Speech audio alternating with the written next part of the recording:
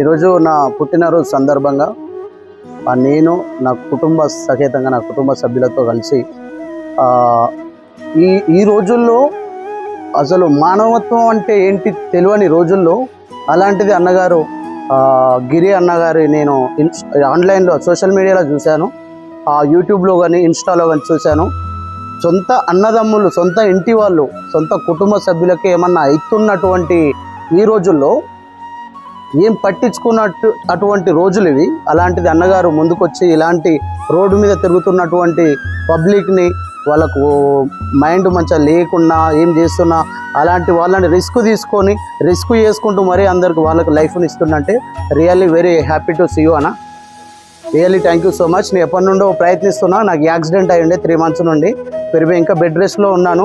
నాకు చేయాలి, నాకు ఇప్పుడు నా బర్త్డే నాకు అకేషన్ వచ్చింది కాబట్టి నా పుట్టినరోజు సందర్భంగా నేను పోవాలి చేయాలి అనుకున్నాను.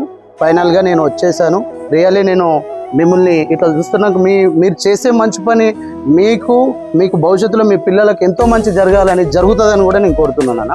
మాకు ఆ అవకాశం ఇచ్చినందుకు మీకు థ్యాంక్ యూ సో మచ్. ఈరోజు మా హస్బెండ్ బర్త్డే, అందుకు మేము ఈ ఆశ్రమానికి రావడం జరిగింది. ఈ ఆశ్రమం ఏర్పాటు చేసిన ఈ అన్నగారికి చాలా థ్యాంక్ యూ సో మచ్.